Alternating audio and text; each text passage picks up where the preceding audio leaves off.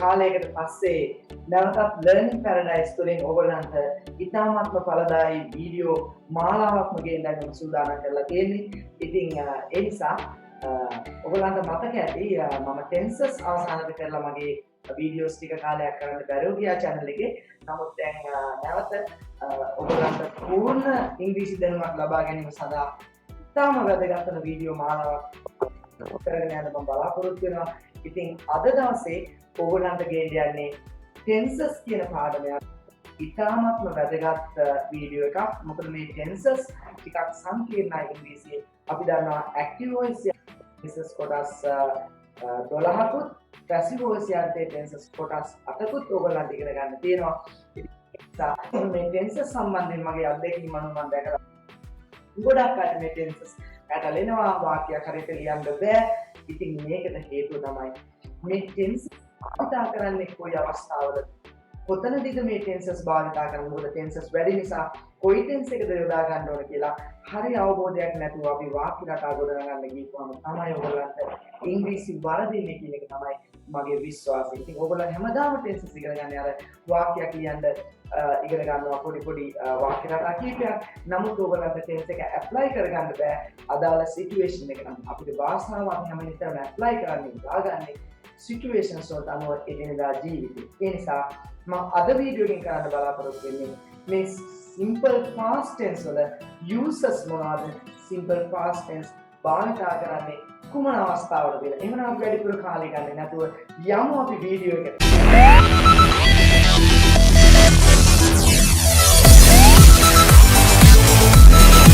එහෙනම් ඔන්න අපි simple past tense කියන tense එක ඔබ මීට කලින් ඉගෙනගෙන ඇති. නමුත් බලන්නකො මේ විදිහට මේ simple past tense මීට කලින් ඉගෙන ගත්තද කියලා. ඒ කියන්නේ අපි දැකලා තියෙන මේ simple past tense වැරදියට ලියනවා. ඒ හේතුව තමයි මේ simple past tense කියන tense එක කොයි වෙලාවටද භාවිතා කරන්නේ. එහෙම නැත්නම් when do we use simple past tense කියන එක ගැන කල්පනා කරන්නේ නැති වුණාම, ඒක ගැන හරි අවබෝධයක් නැති වුණාම ඔබට මේ tense එක ගැළපෙන තැනට යොදා ගන්න බැරි වෙනවා. එතකොට වෙන්නේ ඔබගේ ඉංග්‍රීසි වරදින්න පටන් ගන්නවා. right. ඔන්න අපි ඊට කලින් අපි හැබැයි දැනගන්න ඕන දෙයක් තියෙනවා. මේ භාවිතා කරන අවස්ථාවලට යන්න කලින් ඔබ දැනගන්න ඕන දෙයක් තියෙනවා. මොකද්ද? මේ simple past tense කියන්නේ මොකක්ද නේද? introduction. අපි හඳුනා ගන්න අවශ්‍යයි මොකද්ද මේ tense එක කියලා. ඕක අපි බලමු. The simple past tense is used to talk about actions or situations in the past. මේකේ වැදගත් වචන දෙකක් නේද? The simple past tense is used to talk about නේ කතා කරන්නේද මොනවද මේ tense කියන්නේ? tense means time. tense කියන්නේ අතරම කාල භේදය නේ. to talk about actions කියන්නේ ක්‍රියා, situations කියන්නේ යම් යම් තත්වයන් කොයි කාලෙදිද in the past tense අතීත කාලයේදී ඔබ කරපු ක්‍රියා සහ තත්වයන් කතා කරන්න භාවිතා කරන tense එක තමයි simple past tense කියලා කියන්නේ. right. ඊළඟට අපි එනවා එමනම් when do we use simple past tense? අපි කොයි අවස්ථාවල් වලදීද මේ simple past tense කියන tense එක භාවිතා කරන්නේ? අපි යමු ඔන්න පළවෙනි අවස්ථාවට. right. ඔන්න එහෙමනම් පළවෙනි අවස්ථාව තමයි finished single actions or situations. මේ ස්තිබ්බට actions කියලා තියෙන්නේ ඔබ අවසන් කරන එක ක්‍රියාවක්. ඒ කියන්නේ ක්‍රියාව හෝ තත්වය හෝ සම්පූර්ණයෙන්ම අවසන් කරපු ඒවා අතීත කාලේ. ඒකට මම ඇයි මේ අතීත කාලේ අවසන් කරපු ක්‍රියාව මේකෙන් ලියන්න පුළුවන් කියන්නේ? ඒ කියන්නේ එහෙම නොකරන ක්‍රියාව අපි ඉදිරියේදී කතා කරනවා මේ ඉංග්‍රීසි ටෙන්සස් යටතේ. උදාහරණ present continuous වගේ ටෙන්ස් එකක් නේ. එතකොට ඒකේ ක්‍රියාව present continuous ටෙන්ස් වල ක්‍රියාවක් පටන් අරගෙන අවසන් කරලා නැහැ කෙරෙමින් පවතින ක්‍රියා කියලා අපි කියනවා. ඒ නිසා ඒ ගැන මම කතා කරන්න යන්නේ නැහැ. හැමෝත් ඒක මේකත් එක්ක සංකීර්ණ වෙනවා. එතකොට අතීත කාලයේදී අපි අවසන් කරපු ක්‍රියා මේ බලන්න මම ඒක පැහැදිලි කරන්නම් උදාහරණ වශයෙන්. I went to Matale yesterday. ඊයේ මම මාතලේ ගියා. එතකොට මොකද්ද මේකේ ක්‍රියාව? went to ගියා නේද? went කියන එක මේ ක්‍රියාව කරලා අවසానයි. ඊයේ මාතලේ ගියා කියන ක්‍රියාව කරලා අවසాన. එක ක්‍රියාව බලන්න went කියන single action. I lived in Gampaha when I was a child. එක සිටුේෂන් එකක් නේද? සියම් තත්වයක් මම ගම්පහ ජීවත් වුණා when I was a child. මගේ ළමා කාලේ. හැබැයි දැන් මම මෙහි ජීවත් වෙන්නේ නැහැ නේද? I lived in Gampaha when I was a child. එතකොට මේකේ සිටුේෂන් එක මොකද්ද? lived නේ ජීවත් වුණා. ඒක අතීත කාලේදී අවසන් කරා. Single finished action or situation. The children ate all the dinner. ළමයි ඔක්කොම dinner එකනේ රෑ කෑම කාලා අවසන් කරා. මොකද්ද මේකේ action එක? මේ ate කියන එක. ඒ ක්‍රියාව සම්පූර්ණම අතීත කාලයේදී අවසానයි. එක ක්‍රියාවයි. එක වාරයට කරලා තියෙන්නේ එක ක්‍රියාවයි. ඒ නිසා තමයි අපි කියන්නේ finished single actions or situations in the past නේ අතීත කාලයේදී. right මේක ඇත්තටම හරි සරලයි. මේක හැමෝම දන්න තත්ත්වයක් වෙන්න පුළුවන්. ඊට පස්සේ අපි බලමු මෙතනින් එහාට ගිහින් number 2. What is number 2? Completed actions and events in the past. මොකද්ද මේ completed actions නේද?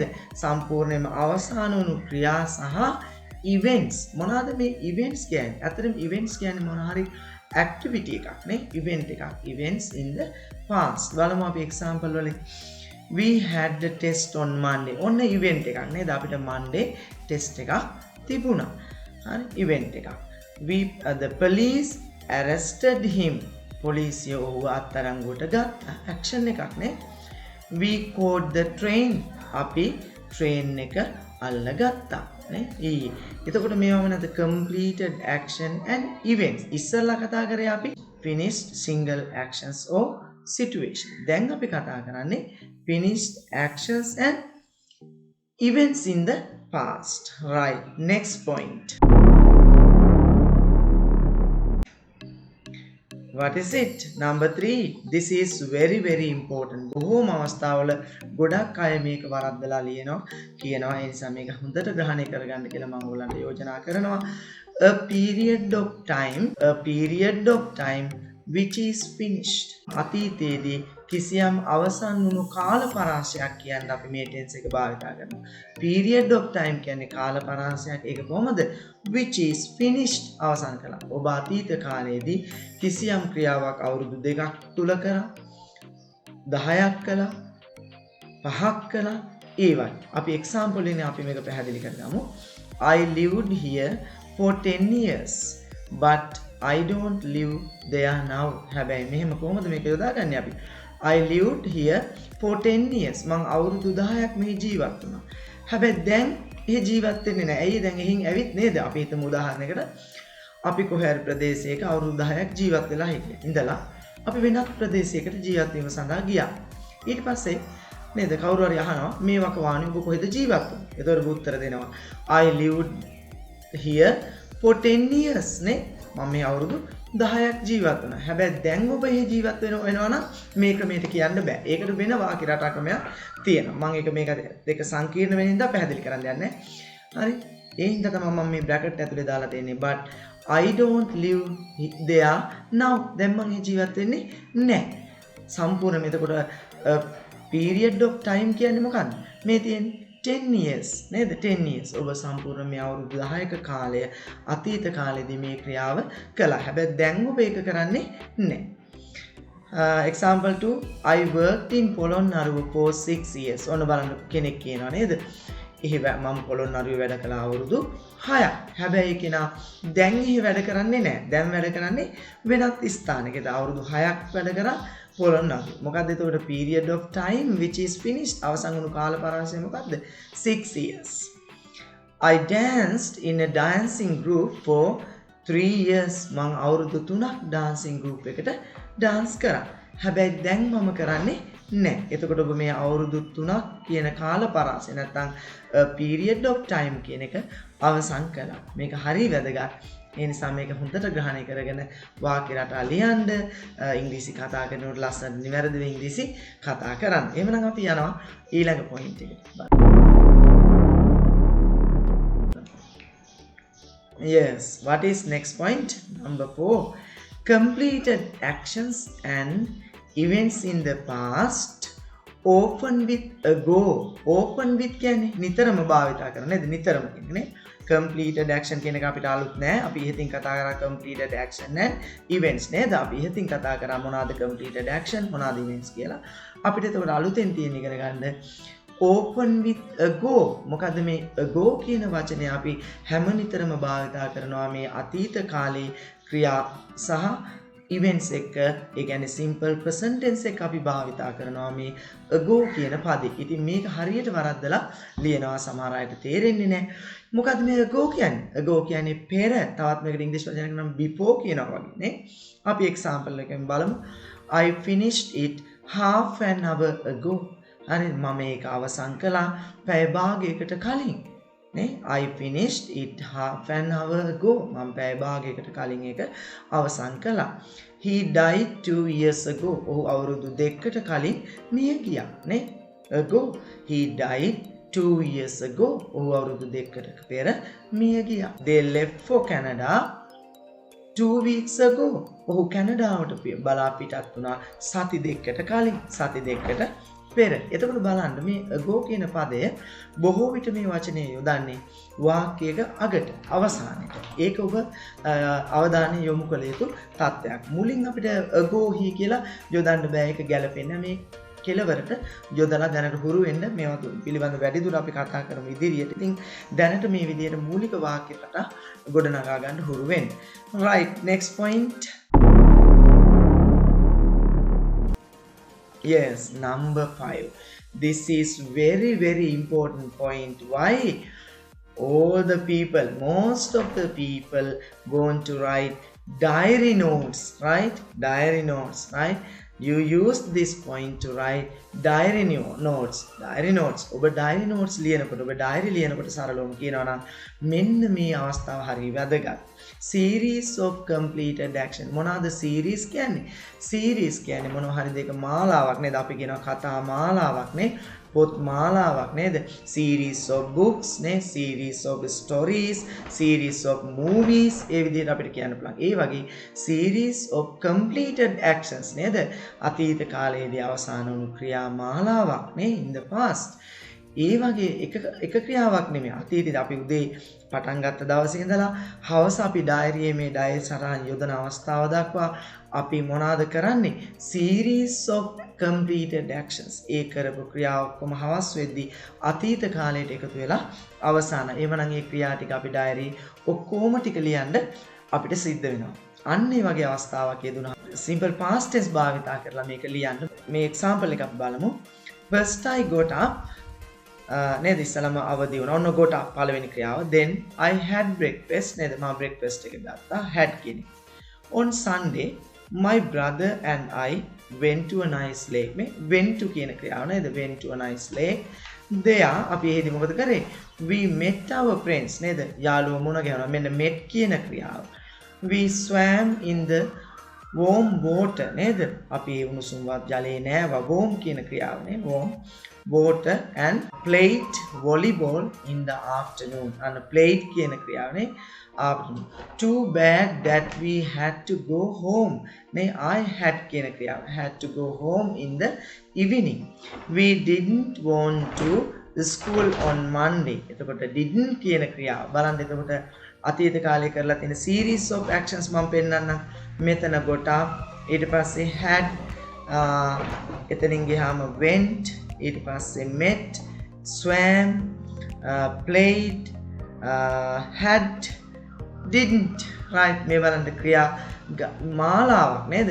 series of actions ඔයා complete කරලා තිනවා අතීත කාලේනේ. අතීත කාලෙදී complete කරලා තියෙනවා. එතකොට කොහොමද? ඒ වගේ ක්‍රියා මාලාවක් ඕගොල්ලන් කරලා තියෙනවා නම් ඒක ලියන්න මේ simple past tense භාවිතා කරන්න. right, next point. number 6. this is very important. this is very important. හරි ගොඩාක් අපේ යාළුවෝ මේ වරද්ද ගන්න තැනක් තමයි මෙතන. මේ මොකද්ද? finished repeated actions or situations. මොනවාද? finish අවසానයි, repeated action මෙන්න මෙතන හරි වැදගත්. repeated actions or situations. repeat කියන්නේ අතීත කාලේ අපි නැවත නැවත කරලා අවසන් කරපු ක්‍රියා. මොනවද? අතීත කාලයේදී අපි නැවත නැවත කරලා අවසන් කරපු ක්‍රියා සහ තත්වයන් අපි කියන්න යොදා ගන්නවා මේ tense එක. අපි example වලින් තවත් මේක තහවුරු කරගමු. every year when I was a child හැම අවුරුද්දකම මම්මගේ ළමා කාලේ I went to Nuwara Eliya on holiday එකට නුවරඑළියට හැම නිවාඩුවකට යනවා. පළවෙනි ටර්ම් එකෙත් ගියා, දෙවෙනි ටර්ම් එකෙත් ගියා. මේක රිපීට් වෙවි කරනවා නේද? නැවත නැවත කරනවා. කළා නැවත නැවත අතීත කාලේදී මේ ක්‍රියාව කළා. ඒතකොට ඒ වගේ එකක් අපි ලියන්නේ මේ tense. number 2 when she was young නේද? එයාගේ බාල කාලේ නේ ළමා කාලේ she lived in a different country every year. මෙයා මොකද කරේ? විවිධ රටවල් වල නේද ජීවත් වුණා. ඒක අවුරුද්දක කැනඩාවේ හිටියා, ඊළඟ අවුරුද්දට ඇමරිකන් වල හිටියා නේ. ඒ වගේ එකේ අවුරුද්දට මෙයා අතීත කාලේ හැබැයි මේවා කළේ. අතීත කාලේ මේවා කළා නේ. රිපීට් වෙවි නැවත නැවත මේවා කළා. ඒ නිසා අපි මේක simple past tense වලින් කිව යුතුයි, ලිවිය යුතුයි. right, number 3 when I was in Kandy මං කැන්ඩි වල ඉන්න කාලේ I visited Dalada Maligawa every weekend නේ. මම මේ කැන්ඩි වල ඉන්නකොට මොකද කරේ? අපි ඕන තරම් කියනවා නේද? මම මෙහෙ ඉන්න කාලේ මම මේ දේ කරා නේ.